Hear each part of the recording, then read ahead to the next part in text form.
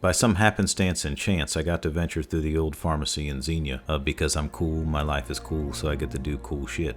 This building has only ever been a pharmacy. It shut its doors in the early 90s after the passing of its owner. And like the tale of most small towns, no one was going to be able to compete with the Walgreens and the CVS's. Then no one bought it, so it just stayed like a time capsule. The benches, the soda fountain, the counter. The doors were shuttered with the merchandise still on the shelves. It's been picked through quite a bit, but you can tell that when it shut its doors it was Christmas. You can still see packs of wrapping paper on display for sale. These items belonged to someone. There was a sort of auction to sell them in their entirety. I was going to bid on it because I like these paintings here, but I feel like if I pulled up to a house with a trailer full of 30-year-old pharmacy trash, my wife might be right to leave me. Wandering the 3 floors of this building brought me a mix of emotions. It was kind of a museum/haunted house. I was waiting for like a bat or whatever woodland creature that had been living here to pop out at me. But mainly it brought me sadness. To see the architecture and style of my youth now be museum-worthy. I was never in this particular pharmacy, but I did used to go to Bonfiglio's Pharmacy in Greenville in the early 90s.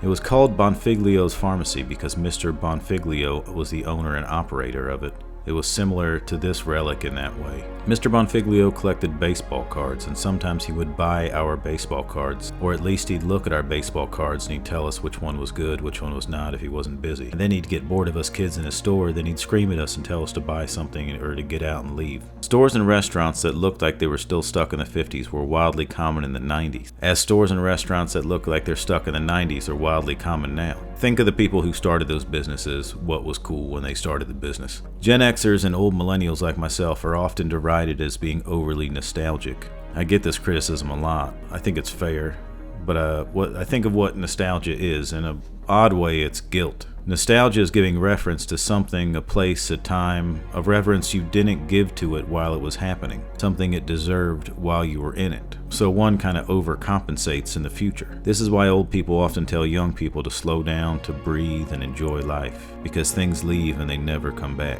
As I said, I'm a man of nostalgia, but I cannot express to folks 30 and under how different small towns were. No amount of words can do that time justice. And we sat and simply watched the end of something that was hundreds and hundreds of years old. We watched it die slowly, and we called it progress. Every store was run by someone you knew. Most every store reflected the personality of the families that ran them. Most stores had a family being raised in them that you got to see when you went in and shopped at the store. The difference with today's small towns is not a subtle difference, it's severe. But it crept in so leisurely that we did not even notice that we were killing something until it was already dead.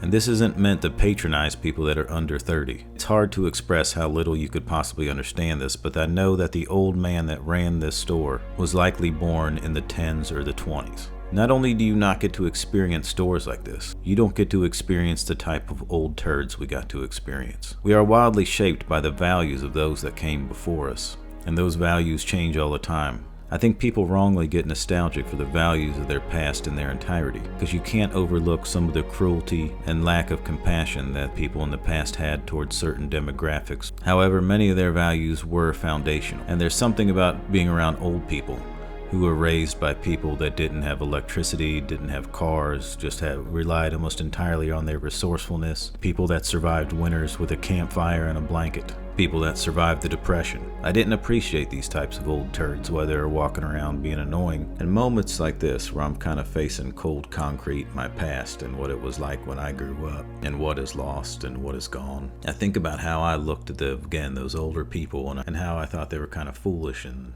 laughable, out of touch with modern ways of the 90s. But then as you get older, you kind of realize you just become what you were marinated in. They had a more simple broth. Whereas now I think sometimes the marinade's got too much stuff in it, but that could also be because I'm settling well into my old man years. But anyway, I hope you enjoyed the tour of this pharmacy, and take some time to appreciate some of the stupid mundane shit that's lying around you. And hell, maybe even some of the old people while you're at it.